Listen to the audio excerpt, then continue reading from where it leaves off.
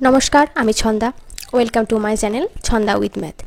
আজকের আমাদের ক্লাসের বিষয় হচ্ছে যে কম্পাসের সাহায্যে একটি সমবাহু ত্রিভুজ অঙ্কন করব। তাহলে দেখা যাক কীভাবে কম্পাসের সাহায্যে আমরা সমবাহু ত্রিভুজ অঙ্কন করতে পারি। এখানে আমি 4 সেমি বাহু বিশিষ্ট একটি সমবাহু ত্রিভুজ অঙ্কন করে দেখাবো তোমাদের।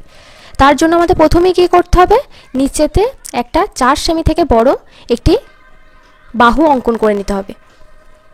আমি 4 সেমি থেকে বড় একটি বাহু আমি নিচেতে অঙ্কন করে নিয়েছি।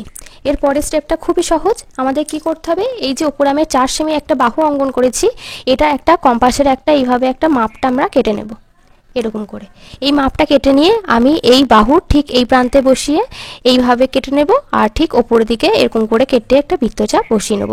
আর এইখানে যে ছেদ করেছে এখানে বসিয়ে ঠিক এরকমভাবে একটি বৃত্তচাপ আমি কেটে নেব। এবার এইখানে যে বৃত্তচাপ দুটি ছেদ করেছে এই ছেদ বিন্দু আর এই বিন্দু আর এখান থেকে এটা এবার আমরা এটা যোগ করে নেব।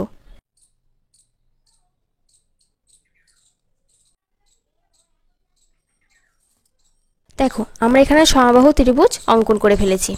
এখানে আমরা নাম দিই এ, এইখানে দিচ্ছি বি, এখানে হচ্ছে সি, আর এর অতিরিক্ত বাহুটা আমি দিচ্ছি ও।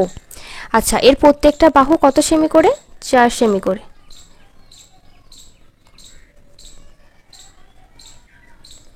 সমবাহু ত্রিভুজের আমরা আরও একটা বৈশিষ্ট্য পেয়ে থাকি, সমবাহু ত্রিভুজের প্রতিটি কোণ হয় 60 ডিগ্রি করে। কারণ সমবাহু ত্রিভুজে কিন্তু তিনটে বাহু যেমন সমান হয়, তিনটে কোণও তেমন সমান হয়, আর প্রতিটি কোণের মান হয় 60 ডিগ্রি করে। এটা সমবাহু ত্রিভুজের দুটি বৈশিষ্ট্য।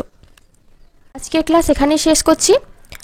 যদি আমার ক্লাসটি ভালো লাগে অবশ্যই একটি লাইক করবে, আর পরবর্তী ক্লাসের নোটিফিকেশান পেতে আমার চ্যানেল ছন্দা উইথ ম্যাথ চ্যানেলটিকে সাবস্ক্রাইব করে পাশে থাকা বেল আইকনে ক্লিক করে রাখবে।